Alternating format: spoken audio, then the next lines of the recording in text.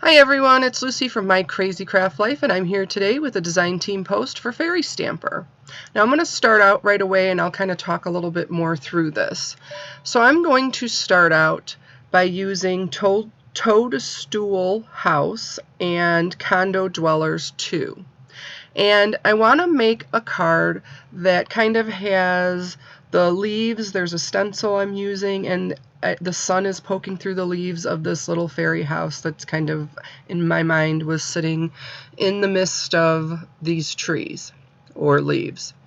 And so I'm going to start out by stamping all of the fairies in where I want them. But you see, I'm using the picture that's on the piece of like acetate that holds the stamp because I want to kind of make that one fairy stand on the steps of the house.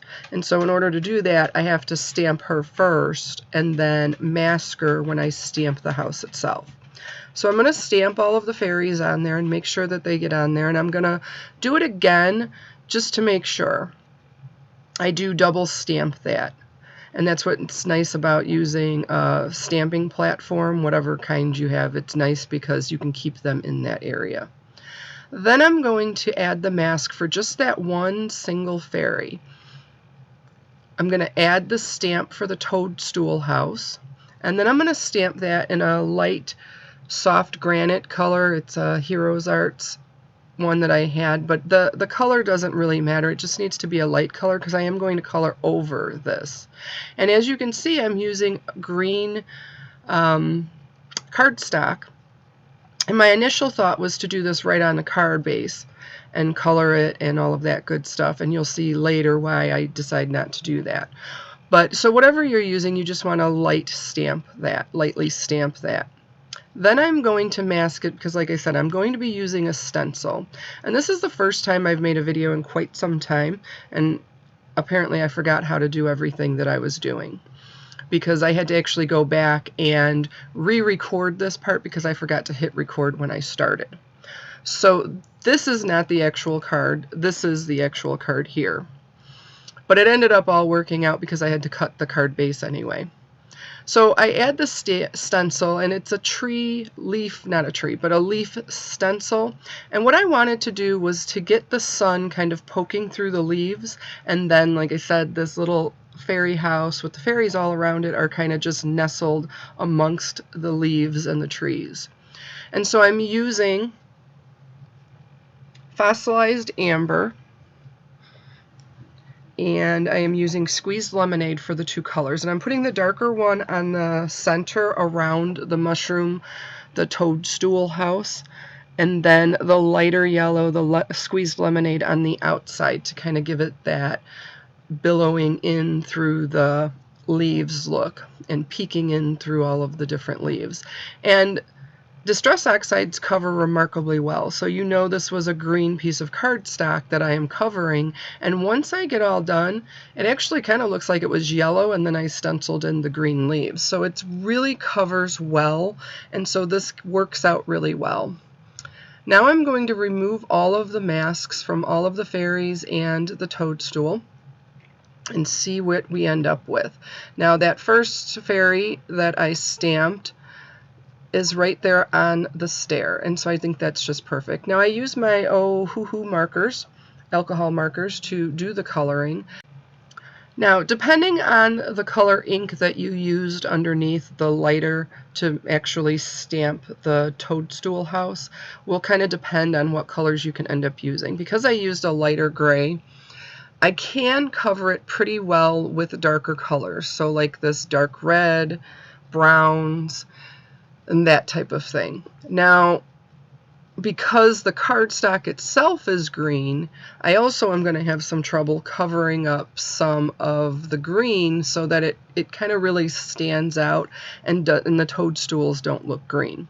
So you'll see as I'm coloring this that I'm going to end up going over the toadstools, the bottom portion of the toadstools, multiple times because I want to kind of get the right combination and the right coloring so that it definitely looks different. The warm grays and the cool grays work really well on this. And like I said, initially I thought I was going to do this right on the card base. So I thought this was kind of perfect until after I opened it, and then I realized the alcohol markers bled through the card base, which I know that it would do that, but I didn't think about it as I started this project. So like I said, it ended up working out because I ended up just using it as a front panel, and then I was able to, with that, then be able to go back and re-record the beginning portion of this because I had the other half of the card base that I didn't use. So like I said, you're going to see me coloring all the different areas of this multiple times of the little toadstool house, and kind of try to get to some highlights going on in there. And then, like I said, with the markers, you just kind of got to play around with them and to get that perfect kind of shading when you're using colored cardstock. So I'm going to go in with some browns for the steps and the windowsills and the door. And then for the stones, I'm using the cool grays. For the toadstool bottoms, I'm using warm grays. I end up using yellow that's almost kind of a mustardy yellow for the light that's coming out of the fairy house. And then I also used some black just to go around the edging of the stones to give it a little bit more definition at the end.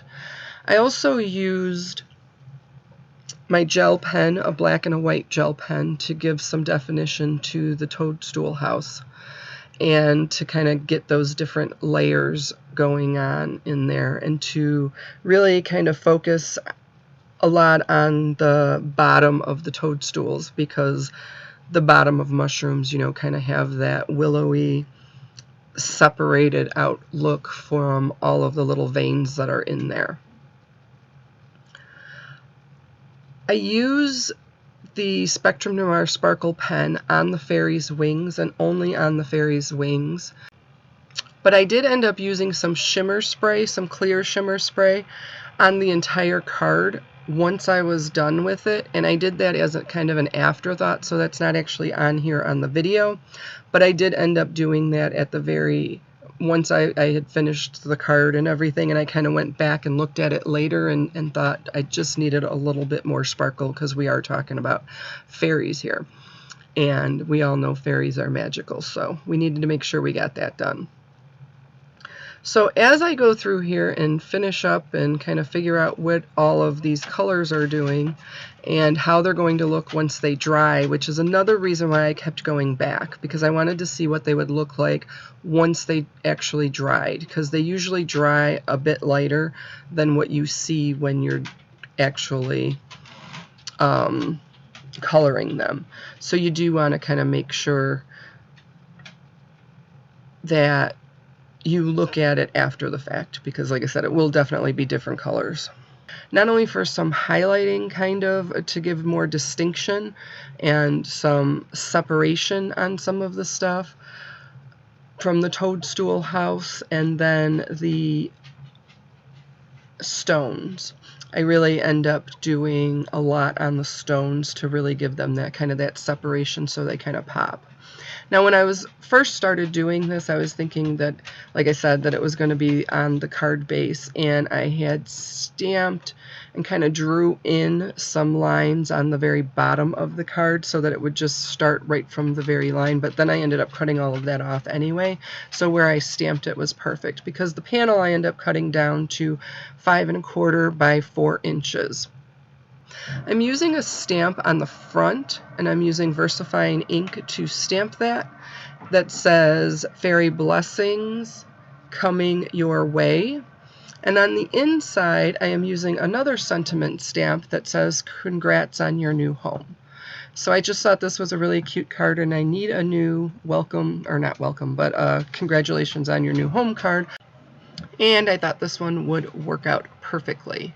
So you see there, I'm kind of working on the bottom, but then, like I said, I end up cutting all of that off, so in the end that ultimately won't really matter. But I do take a black fine tip marker to draw in some definition on those stones, and then, like I said, go back and recolor them, because as I was looking at it, it just looked like too much green was still showing through from the cardstock, and I really wanted to make sure that it popped away from that green color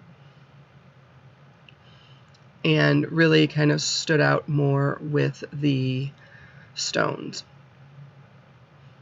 and the Toadstool House. So I'm actually going back to the bottoms of the toadstools and coloring them, putting more layers on that to kind of really cover up that green. And using colored cardstock, you are going to have that where you do have to do it multiple times to kind of get those colors. I do end up going back in with the darker brown on all of the windowsills because I decided I liked that better after I had done it with the lighter brown. And Ohuhu markers, I have the 96, I believe, 92, 90 maybe, kit that I am using. So those are the colors, like I said. There's a lot of room between the grays, especially with this kit. So that was where I realized that I had the alcohol markers bled through the card, and I decided to cut it down for the card base. And then, like I said, I am going to end up cutting that down and just using it as the front panel of this card, which I ultimately think ends up being perfect. This is where I stamped the inside of the card with "Congrats on your new house." And I use Versafine ink for this as well. I also used Versafine black Onyx ink for the fairies, to stamp the fairies and both sentiments. Now that is pretty much going to finish up this card once I pop on that panel with some double-sided tape. I want to thank you for joining me. Thanks for stopping by Fairy Stamper and checking out this video. Let me know if you'd like to see anything in particular, and be sure to check out the rest of the videos on here. So take care, have a great day, see you next time.